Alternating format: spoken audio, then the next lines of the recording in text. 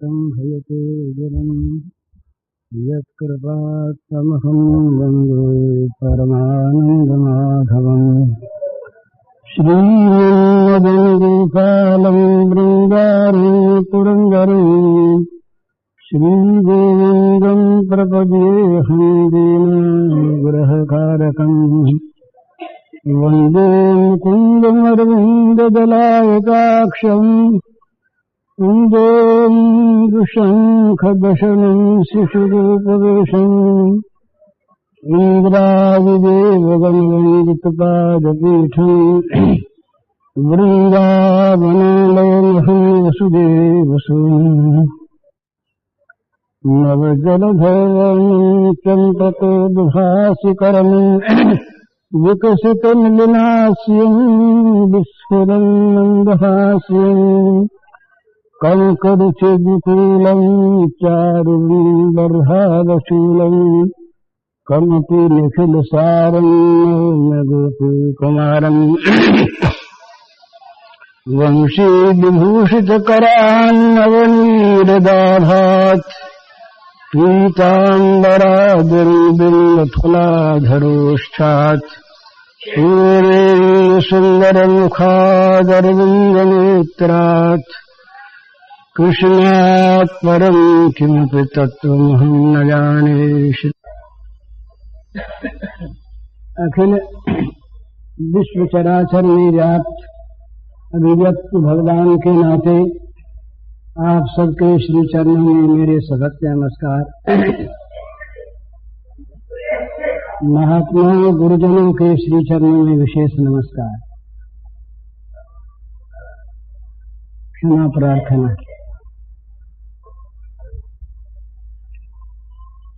बड़ा दिव्य उपदेश महाराज जी का हो रहा था। मैं तो चाहता था वहां खड़ा सुनता रहूं, खड़ा रहने की चेष्टा की, पर लोगों ने रहने दिया नहीं। मुझे बड़ा अच्छा लग रहा था।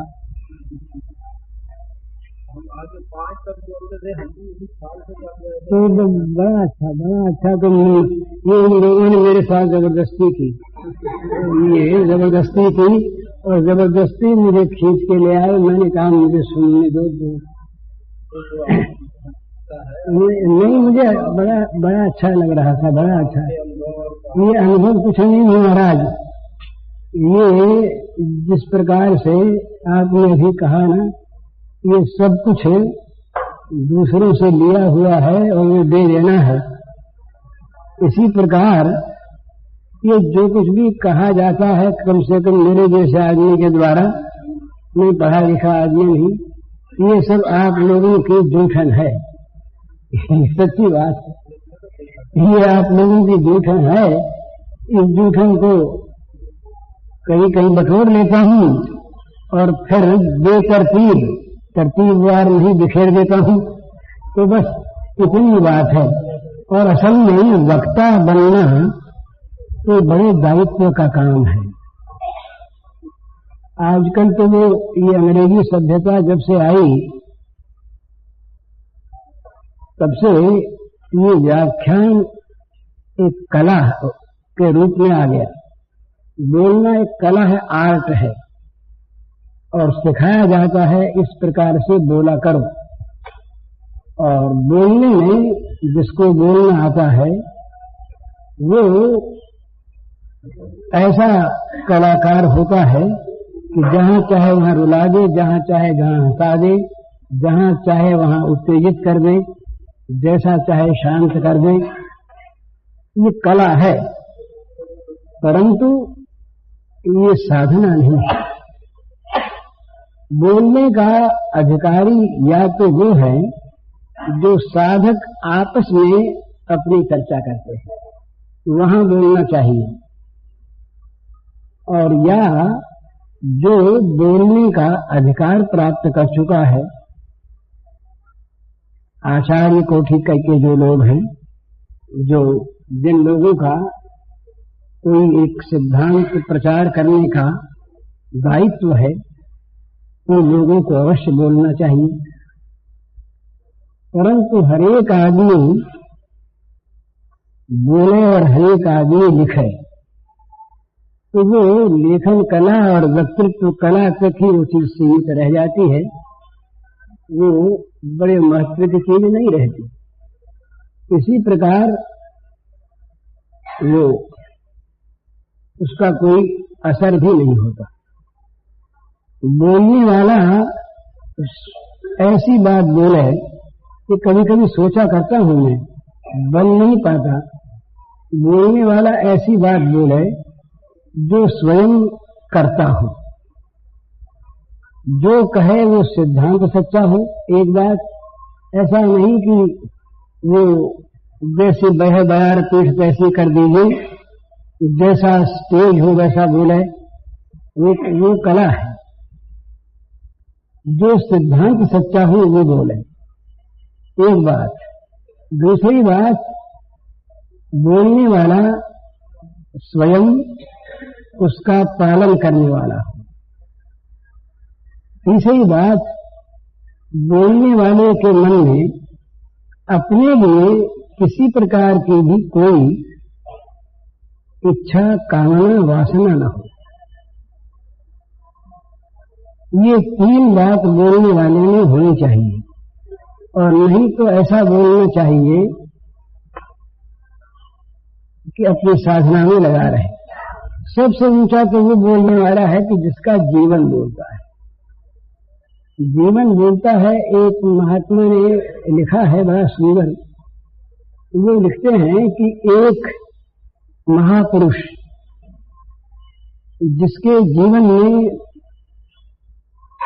सारी पवित्रताएं आ गई हैं, जो पूर्ण जीवन है, जो वास्तविक महात्मा है, वो उपदेश नहीं करता, वो कहीं रहता मात्र है, लोग उसे जानते भी नहीं है।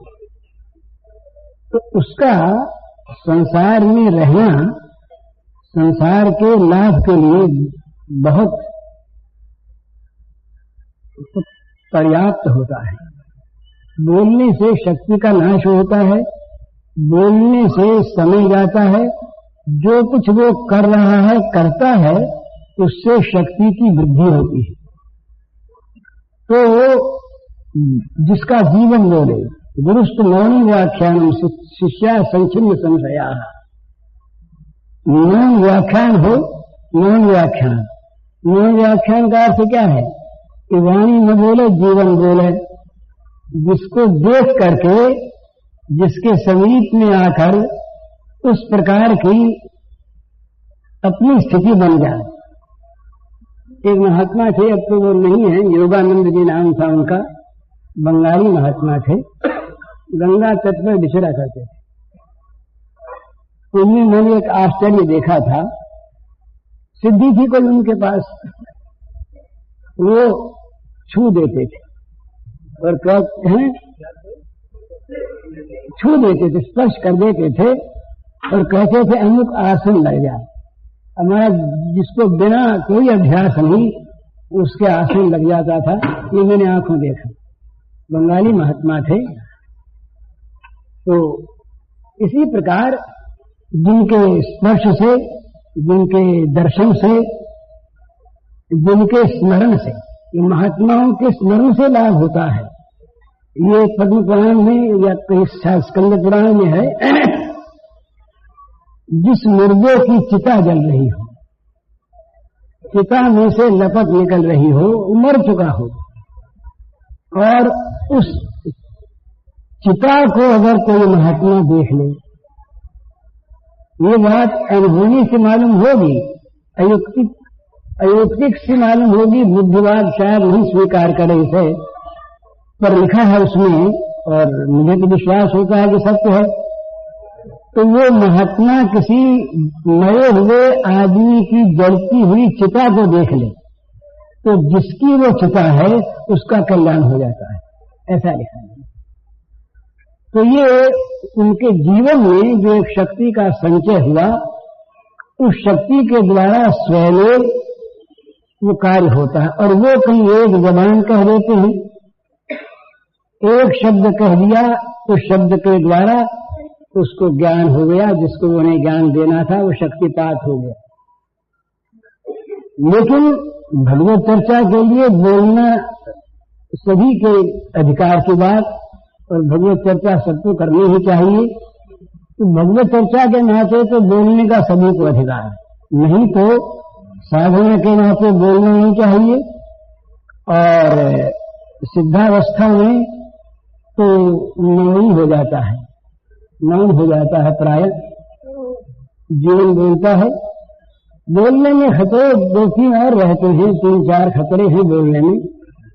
एक तो बोलने में यदि कहीं जनता जो सामने रहती है उसको प्रसन्न करने का यदि मन में मनोरथ पैदा हो जाए, ये युक्ति संगत बात है कि वो अगर प्रसन्न नहीं रहेगी तो हमारी बात सुनेगी नहीं, अच्छी बात भी नहीं सुनेगी।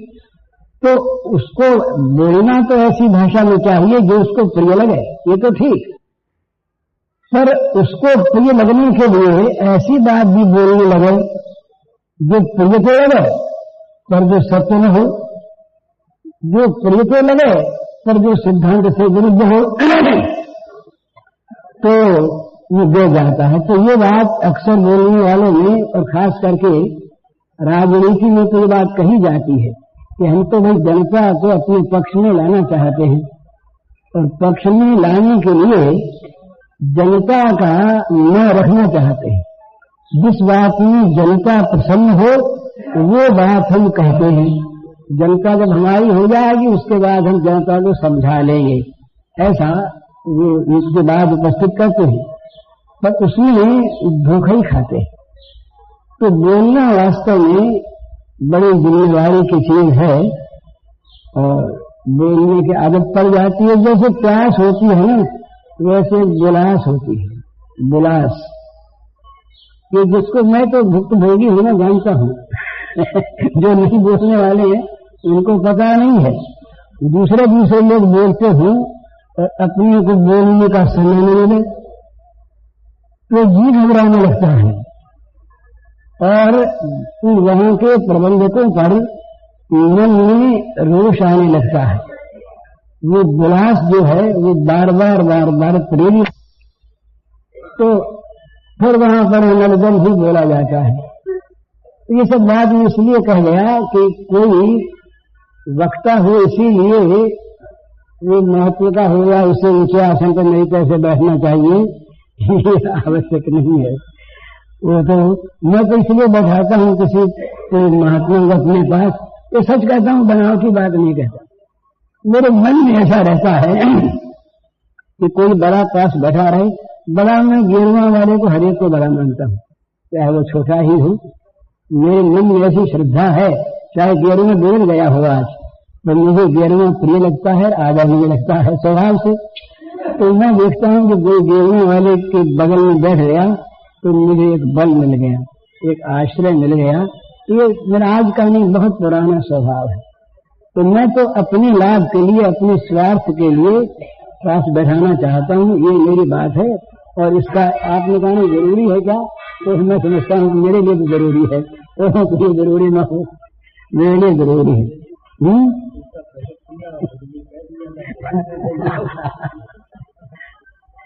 तो ये तो बात हो गई। अब जो बात जो और कहें थी वो बात ये है, जो सवेरे बात अपनी चल रही थी मुख्य साधन की और अनन्य साधन की। यहाँ ये साधन की बात इसलिए मैं कहा करता हूँ, दो ही बात अभी कहनी है। सिद्धावस्था की बात तो कहीं जाती नहीं, और ये कहना बड़ी हिमाकत है कि वो क्या वस्तु इसे मैं जानता हूँ। ये कहना नहीं बनता, वो क्या है जो जानता है वो कहता नहीं, जो कहता है वो जानता है, तो मैं तो जानता भी नहीं। तो ऐसी अवस्था में सिद्धावस्था की बात तो कहनी आती नहीं, कहनी चाहिए नहीं और है नहीं। साधनावस्था की बात कहनी चाहिए, और वही अधिक कही जाती है, वही सबके काम की होती है। तो साधनावस्था में जो जो काम करने हैं वो थोड़े बहुत सभी के लिए लाभकारी होते हैं। मन का नियंत्रण, वाणी का नियंत्रण, शरीर का नियंत्रण, इंद्रियों का संयम, ये सभी के लिए आवश्यक होता है। और ये आवश्यक बात है कि सारी इंद्रियों के द्वारा भगवान का भजन होना चाहिए। अर्थात हमारा मन भी, हमारा शरीर भी, हमारी वाणी भी, हमारी बुद्धि भी, ये सभी भगवान के सेवन में निरंतर लगे रहें, तब वो ठीक साधना बनती है। थोड़े काल के लिए भगवान में लगे और थोड़े काल के लिए जगत में लगे, ये भी न लगने की अपेक्षा अच्छा है। लेकिन वास्तविक लाभ तो तभी होगा जब भगवान में ही लगे रहें, जगत में कहीं लगे आवश्यकता अनुसार, तो भगवान में लगी रहने के कार्य में सहायता के रूप में लगे, बाधा के रूप में तो लगे ही नहीं, स्थान रोक कर लगे ही नहीं।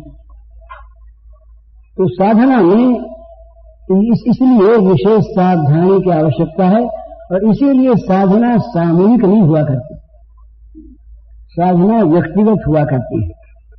क्योंकि साधना में अपना अपना साधन अगर एक साथ हो तब भी साधना का स्तर सबका एक सा नहीं होता। जो बराबर चलने वाले देखते हैं उनमें भी कोई न कोई अंतर रहता है प्रायः। तो निरंतर अपने आप को देखता है, साधक अपने आप को देखता रहे कि उसकी वृत्ति में, उसके अंतर में, बाहर नहीं, उसके अंतर में भगवान कितना रहते हैं और जगत कितना रहता है, ये मापदंड है। भगवान जब अधिक रहने लगे तो समझना चाहिए कि साधना में हम अग्रसर हो रहे हैं, ये बिल्कुल नियमित बात है। और अगर ये कहा जाए कि भगवान की प्राप्ति हो गई, हो जाएगी, ज्ञान प्राप्त हो गया, हो जाएगा, प्रेम प्राप्त हो गया, हो जाएगा, और संसार में वैसे के वैसे ही जो के मन बुद्धि इंद्रियों को लगाए रखेंगे, ये बात होती हो तो होती होगी, समझ में आती है, समझ में अपनी समझ में नहीं आती, होती होगी तो बड़ा अच्छा होती हो। अंधेरा और प्रकाश एक स्थान पर नहीं रह सकता। भगवान और भगवान का विरोधी जगत एक स्थान पर नहीं रह सकते। एक का परित्याग करना पड़ेगा और करना पड़ता है। हम लोग जब भोगों में लगे रहते हैं, चाहे हम कितनी कहें, उस समय भगवान हमारे द्वारा परित्यक्त हो जाते हैं। हम भगवान को उस समय छोड़े हुए रहते हैं, वो नहीं छोड़ के जाते, ये उनकी दया है, उनका स्वभाव है, उनका स्वरूप है। पर हम उन्हें छोड़ देते उतने समय के लिए जिस समय हम भोग जगत में रहते हैं। तो साधक को ये निरंतर ध्यान में रखना है कि रोज रोज अपने आप को सवेरे, दोपहर को और रात्रि को 3 बार, ये त्रिकाल संध्या जो होती है ना, ये भगवान के धाम में एक बार उपस्थित हो जाना है, अपने मन को, इंद्रियों को, वाणी को भगवान की सेवा में ले जाना है। ये 5 बार की नमाज किस लिए है? एक हरि बाबा ने एक बात लिखी थी, बड़ी सुंदर, बहुत पहले कल्याण में सकी थी, कि एक मौलवी साहब नमाज पढ़ा करते थे 5-5 बार, और 30 साल करते हो गए उनको। तो उनके मन में आ गया कि 30 साल नमाज पढ़ते हुए अब तो खुदा हमारे ही हो गए हैं, कोई बात नहीं। तो उनको कोई आकाशवाणी सुनाई दी कि तुम्हारी बंदगी से हम खुश नहीं हैं। तो मौलवी साहब बड़े नाराज हुए भगवान पर, इतने दिन 30 साल हो गए हमको सेवा करते, बंदगी करते, और अब भी आप नाखुश हैं, तो फिर खुश कैसे होंगे, कब होंगे? तो आकाशवाणी ने, भगवान ने पूछा कि भाई एक बात बताओ, तुम जिस समय अकेले में नमाज पढ़ते हो उस समय और समाज में बैठ के जब नमाज पढ़ते हो उस समय कुछ अंतर रहता है क्या? जब 5 आदमी में बैठ के पढ़ते हो तब तो बड़े तरीके से पढ़ते हो, बहुत शांति से, सब लोग देखें कि नमाज बड़ी अच्छी पढ़ रहे हैं। और जब कोई देखने वाला नहीं होता तो एक ही मिनट में घुटने टेके, सिर टेका और खड़े हो गए।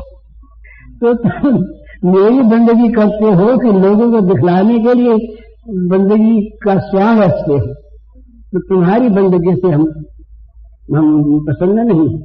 तो कहने का मतलब ये, अपने आप को देखता रहे आदमी, अपने आप को निरंतर देखता रहे कि मैं क्या हूं। तो दिन में कम से कम 3 बार देखे, नहीं तो 2 बार अवश्य देखे। ये साधकों के लिए काम की बात है, और ये करके देखिए, आप बड़ा लाभ हुआ। प्रातः काल उठने के बाद नहा धोकर या उठते ही याद करें कि कल हमसे कहां कहां पर भूल हुई थी, हमारे द्वारा कौन कौन से अपराध हुए भगवान के। ये वाणी से कड़ा बोलना, झूठ बोलना, दूसरे का अहित करना, किसी के हित में बाधक होना, इंद्रियों के द्वारा कुचेष्टा करना, ये सभी अनर्थ हैं। ये नहीं होने चाहिए, वो होते हैं, छोड़ने हैं। तो भगवान के बल पर भरोसा रख करके छोड़ने की तो प्रतिज्ञा करें, फिर सोचे कि कल क्या क्या भूल हुई थी, फिर आज सवेरे भगवान के सामने हाथ जोड़ करके प्रार्थना करें कि हे भगवान, आज आप ऐसी शक्ति दें, आप ऐसी कृपा करें, मैं तो नगण्य हूं, तुच्छ हूं, बलहीन हूं, पुरुषार्थहीन हूं, आप कृपा करके मुझे ऐसा बल देते रहें, शक्ति देते रहें, साहस देते रहें, प्रकाश देते रहें मेरी बुद्धि में, जिससे आज मेरे द्वारा कोई गलती न हो। फिर मन में प्रतिज्ञा करें कि आज गलती नहीं करनी है, नहीं कर रही। फिर शाम को दिन भर में क्या गलती हुई उसका प्रायश्चित, और कल गलती नहीं करनी। यूं आप कुछ दिन तक अगर देखेंगे अपनी डायरी को तो 2 लाभ होंगे।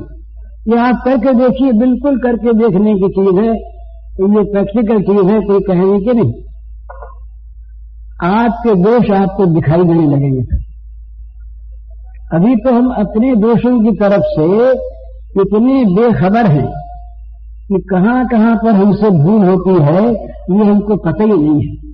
दिन में कितनी बार हमसे भूल हो जाती है, कितनी बार हम भगवान को भूल जाते हैं, कितनी बार हम भगवान से विरोधी आचरण कर बैठते हैं, हमें याद ही नहीं है, ज्ञान ही नहीं है। जब हम देखने लगेंगे तो वो सब चीजें सामने आने लगेगी।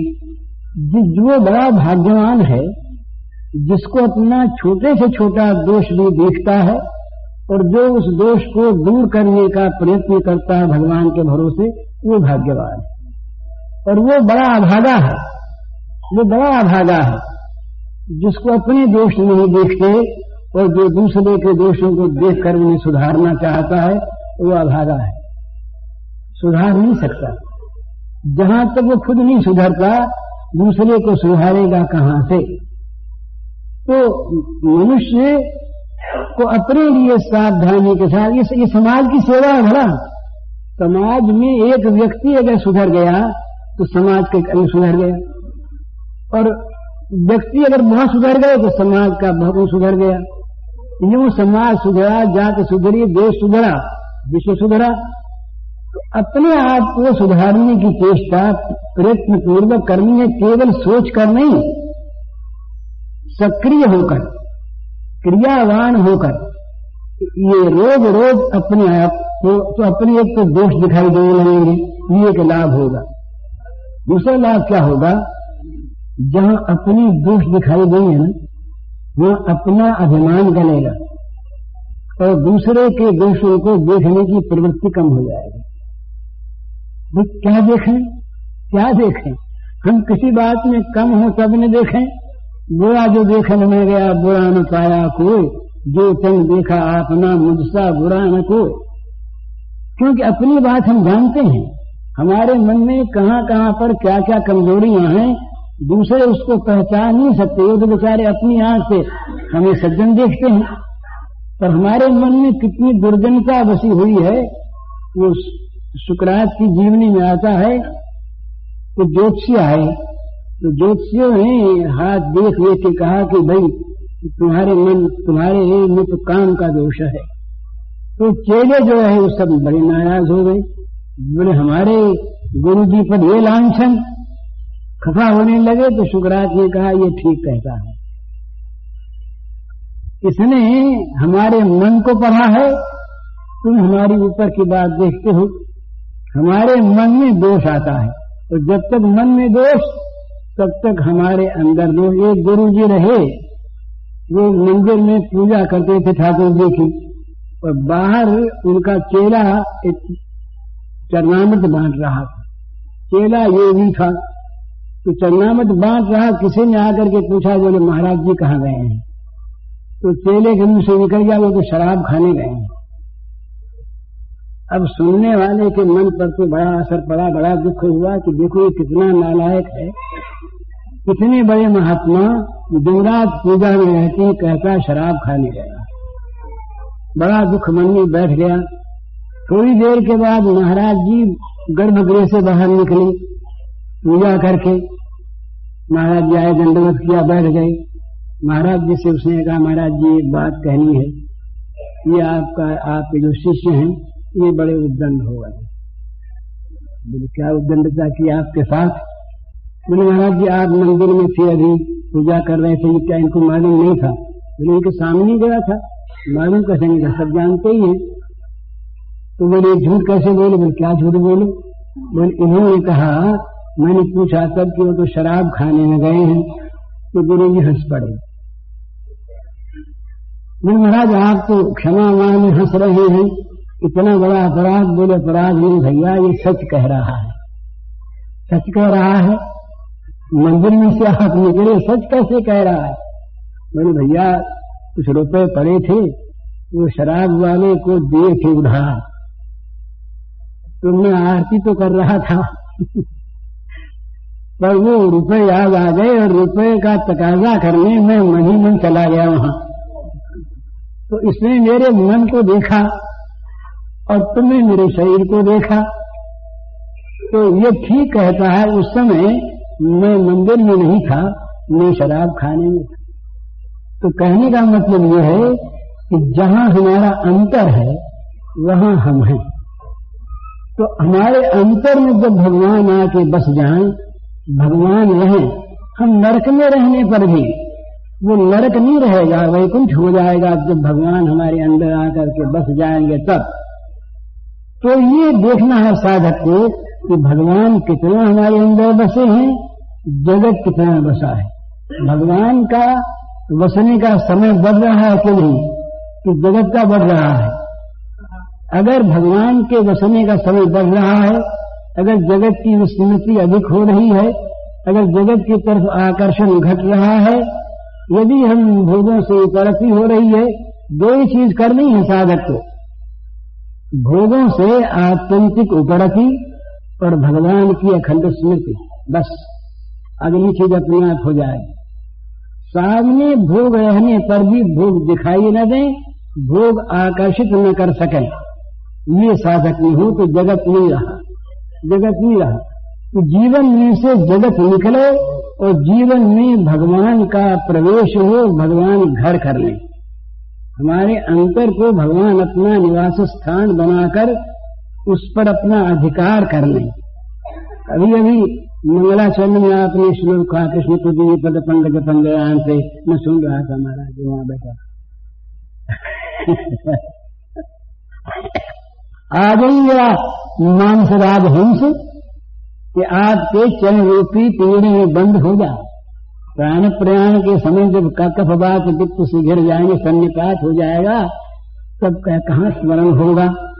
तो अभी करना है, अपने जीवन को भगवान में लगाने में जितनी जल्दी करनी चाहिए।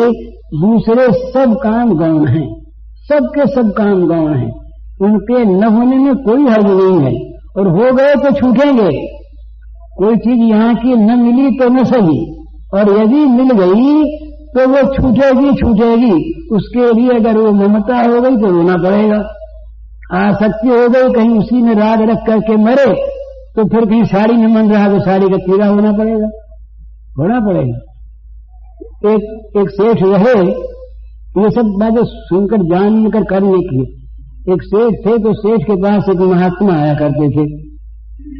महात्मा ने कहा, देखो भाई, महात्मा लोग उपकारी करने के लिए आते, देखो भाई तुम्हें एक मंत्र बताते हैं, इस मंत्र का तुम जाप करो, तुम भगवान के वैकुंठ लोक में चले जाओगे।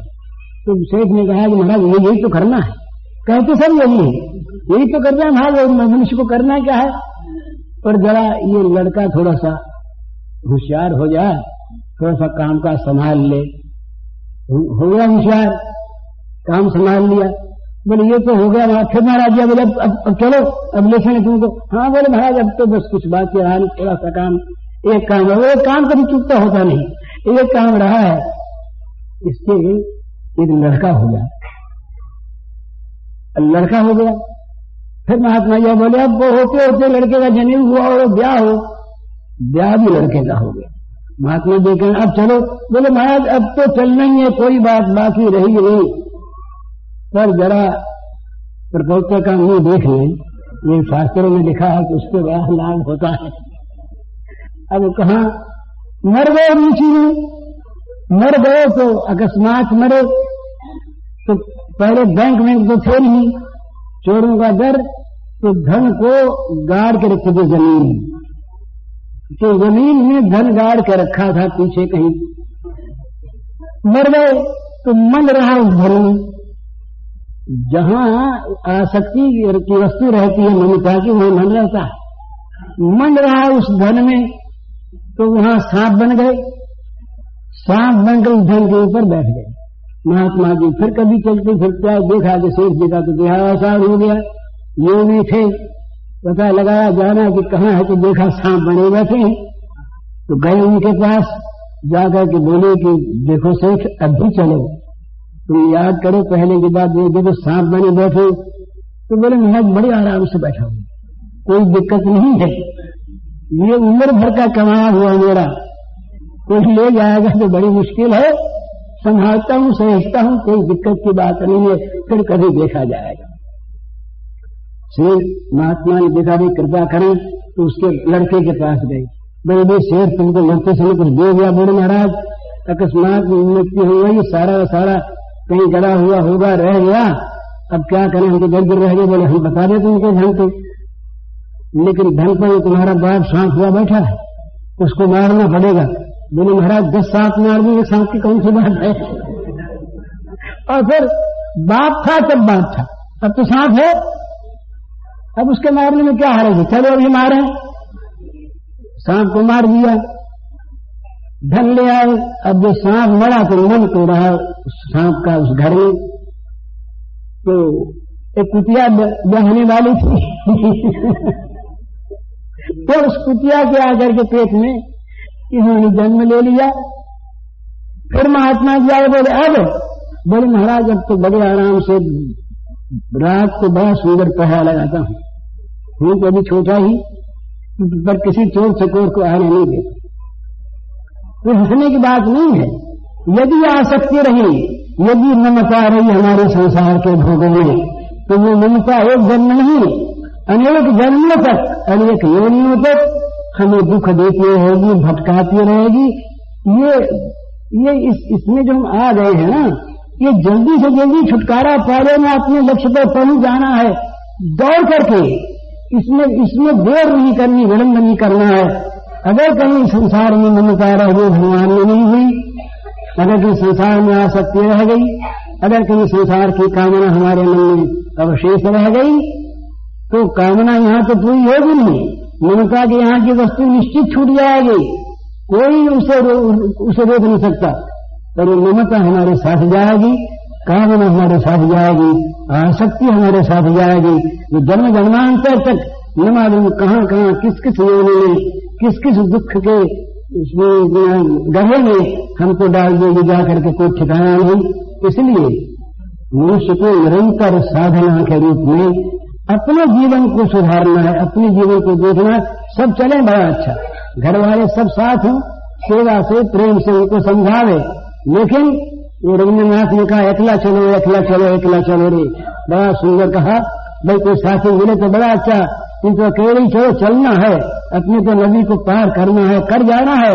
फिर यदि समय निकल गया और ये केवट नहीं रहा, नाव बंद हो गई, तो बड़ी मुश्किल हो गई। ये नाव, भगवान ने कहा, भगवान के शब्द हैं कि ये मनुष्य ही है, ये नाव है।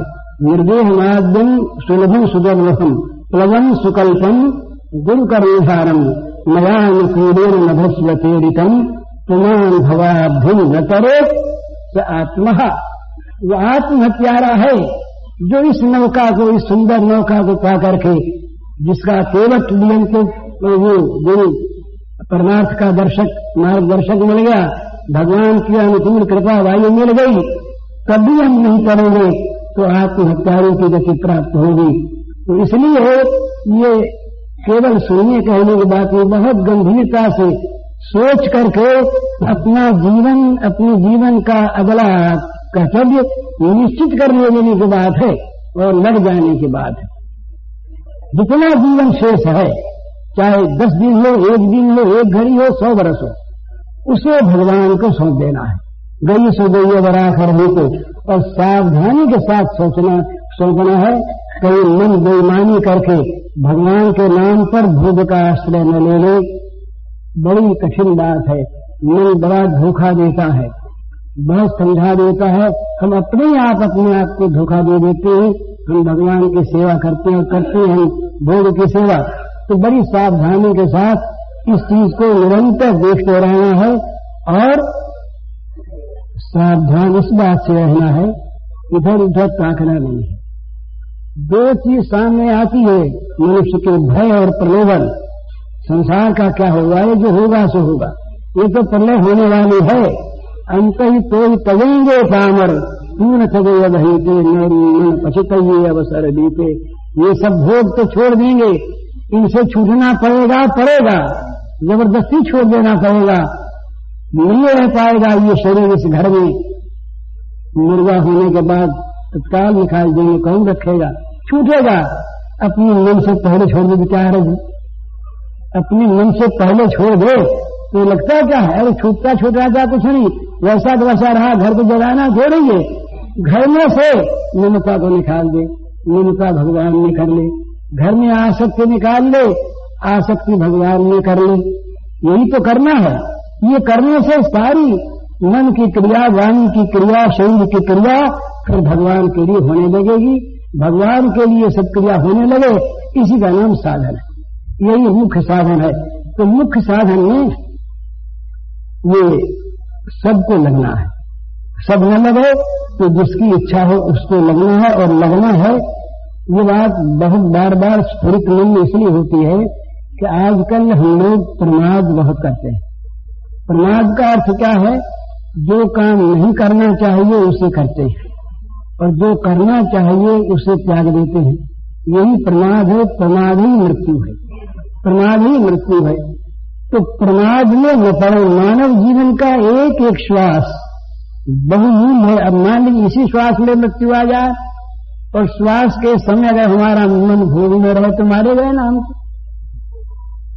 तो अभी चाहे मौत आ जाए, मौत आते समय, मौत आने के समय हमारा मन भगवान में रहे, ये भगवान से प्रार्थना करें, यही अभ्यास करें। इसमें जो सहायक हो, जो चीज, जो प्राणी, जो पदार्थ, जो परिस्थिति, जो साधना, जो वस्तु, उसको ग्रहण करें, और जो उसमें बाधक हो उसको नमस्कार। कहीं सुनने की आवश्यकता नहीं, विज्ञापन की जरूरत नहीं। अपना काम अपने आप करना है, और ये अपने आप को करना है, और आज ही करना है। ये बड़ी तरह की चीज है, और ये मानव जीवन के सिवा और कहीं होता नहीं है। इसीलिए मानव जीवन की इतनी महत्व। और इसमें एक बड़ी सुंदर चीज ये है कि मानव मात्र का अधिकार है। इसमें ये नहीं कि अमुक जात का आदमी हो, अमुक वर्ण वर्ग का आदमी हो, अमुक प्रकार का आदमी हो, पुरुष हो या स्त्री हो, ये कुछ भी नहीं। केवल जो चाहता है वो पाता है, इतनी बात है। जो भगवान को चाहता है भगवान को पाता है। जो भगवान का आश्रय लेना चाहता है उसको आश्रय मिल जाता है। भगवान ये नहीं देखते कि तुम कौन हो, क्या हो। तो सीधी चीज है, कठिन चीज नहीं है। सत्य की उपलब्धि सहज होती है, असत्य को सत्य बनाए रखने की अपेक्षा। बनाए रखने का ठेका ले लिया। असत्य जगत है, इसमें सुख नहीं है। हम इस असत्य को सत्य मान करके चलते हैं, उसको सत्य सिद्ध करना चाहते हैं, और इसमें से सुख सिद्ध करते हैं, सुख पाना चाहते हैं। ये कभी होने का नहीं। हमारा सारा प्रयास व्यर्थ गया, व्यर्थ जाएगा, व्यर्थ जाने वाला है। क्योंकि ये तो असत्य में सत्य की कल्पना भले ही हो, असत्य जो है वो सत्य कभी होगा नहीं, और सत्य में सत्य की उपलब्धि ये तो बड़ी सीधी बात है। वो तो है ही, है ही। तो भगवान तो है ही, और जगत है नहीं जिस रूप में हम देखते हैं, इस रूप में। इसलिए जगत को पकड़े रहना ये असत्य को पकड़े रहना है, जगत को पकड़े रहना दुख को पकड़े रहना है। जगत को पकड़े रहना विनाश को पकड़े रहना है। और भगवान को ग्रहण करना ये सत्य का ग्रहण है, सुख का ग्रहण है, अमरता का ग्रहण है। भगवान सच्चिद आनंद है। भगवान को ग्रहण करने वाला सच्चिद आनंदमय हो जाता है। ये उसका जीवन का वास्तविक और आखिरी लक्ष्य होना चाहिए और है। इसीलिए मानव जीवन मिला है। तो इसमें जितना हम प्रमाद करते हैं, ये फालतू बात बहुत करते हैं। हम लोग दिन में जब बैठते हैं ना तो दुनिया की चर्चा न मालूम कितनी करते हैं, उसकी निंदा, उसकी स्तुति, कुछ नहीं आनी चाहिए, इसमें कुछ नहीं होता। ये अगर निंदा करते हैं दूसरों की तो दोष नहीं याद करते हैं। जिन चीजों को हम याद करते हैं वो चीज हमारे मन में जाकर इकट्ठी होती है। क्या फायदा हुआ? तो अन्य दोष गुण चिंतन माश मुक्तवा, वो तो कहते हैं गुणों का भी चिंतन मत करो। गुणों का चिंतन करोगे उसमें आसक्ति होगी, दोषों का चिंतन करोगे द्वेष होगा। पर दोष चिंतन करे नहीं, फालतू बात करे नहीं। जीव को फुर्सत नहीं मिलनी चाहिए भगवान के नाम से। इतना नाम भगवान का लेता रहे कि भाई काम के बाद जितनी बोली उसके सिवा क्या करें। हम तो जीव को फुर्सत मिलती नहीं, क्या करें, कब बोले, लोग छोड़ देंगे। ये लोग वहीं पर सजातीय वस्तु आया करती है, हरा विजातीय नहीं आया करती। विजातीय हट जाती है। जैसे हम होंगे वैसे ही वातावरण हमको मिलेगा, वैसे ही वातावरण वाले लोग हमारे पास आएंगे, वही बातचीत होगी। हम यदि भगवत संबंधी जीवन बिताने वाले होंगे तो हमारे पास भगवत संबंधी चर्चा वाले लोग आएंगे। वो देखेंगे दूसरों को निराश होना पड़ेगा तो क्यों आने लगे? अपना अपना ढंग देखते ना लोग। जहां उनकी मूर्ति नहीं वहां नहीं आते, अपने आप उसको छोड़ देते हैं। छोड़ना नहीं पड़ता। तो अपनी तरफ से अपने आप रिजर्व हो जाए भगवान की सेवा की सीमा में, बस अपने को रिजर्व कर दें। उसके बाहर अपने को भरसक न जाने दें। उसके अंदर जो चीजें रहती वो रहें और बाहर वाली आवे नहीं। और आवे तो उसे जरा मुंह फेर लें, जरा सा मुंह फेरने कुछ लगता लगाता नहीं है। जगत की नाराजगी का कोई मूल्य नहीं और भगवान की प्रतिकूलता का बहुत बड़ा दोष। ये नर नरक रूप जीवत जगत भव भंजन पद विमुख अभागे। वे अभागे हैं और उनका जीवन नरक रूप है। जो भगवान के चरण में समय दे जाना, जो भगवान के चरण कमलों से विमुख हैं वे लोग अभागे हैं। और नरक रूप कैसे? वो नरकाग्नि, नरक की आग, दुख चिंता उनके जीवन में लगी रहती है। मेरे पास बहुत पत्र आते हैं और मैं समझता हूं कि उसमें 98%, 98% पत्र दुखों के आते हैं। कलकत्ते में मैं गया गत वर्ष, हजारों लोग मिले और बहुत सुखी सुखी अपने को कहे जाने वाले लोग मिले। 2-3 को छोड़कर बाकी सब दुखी हैं। तो दूसरों के सामने दुखी अपने को नहीं जाहिर करना चाहते, दूसरे ध्यान करें, लेकिन दुख तो अपने मन में होता है। तो जगत का स्वरूप यही है। यहाँ तो जलन रहेगी, चाहे कितनी किसी भी अवस्था में पहुंच जाए, यहाँ जलन रहेगी। मिनिस्टरों को देखिए, राजाओं को देखिए, बड़े बड़े अधिकारियों को देखिए, छोटे लोगों को देखिए, सभी के मन में एक दुख है, क्योंकि दुखालयम। तो इसमें अगर सुख कहीं देखना हो तो इसमें इसके पदार्थों में मत खोजो। इसका जो मूल है, जो इसका इसमें भरा है, उस भगवान को खोजो। वो भगवान सुखमय है, वो आनंदमय है, वो नित्य शांतिमय है। उसमें जहां व्यक्ति गई, उसमें जहां मन गया, उसमें जहां जीवन लगा, वहां ये संसार दुख में भरी रहे। वो सारी दिशाएं सुखमय हो जाएंगी, उसके लिए दुख सारे भाग जाएंगे, अशांति भाग जाएगी। मृत्यु आएगी कभी तो सुख रूप बन करके आएगी। सच, मृत्यु से उसे भय नहीं होगा, मृत्यु से उसे आनंद की प्राप्ति होगी, निश्चित बात है। तो ये भगवान और भोग का ये अंतर है। अब हम लोग अगर दुखी हैं तो सच्ची बात है, ये मान लेनी चाहिए कि हम लोग, हमारा जीवन भोगाश्रित है, भगवदाश्रित नहीं। भगवान पर विश्वास करो। सूर्य सर्वभूतानां ज्ञात्वा मां शांतिं पृच्छति।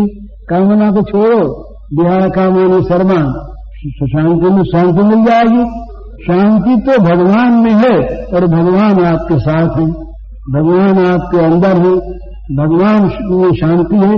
तो शांति का तो खजाना भरा आपके पास, उस खजाने को, शांति के सुख के खजाने को आप भूल रहे।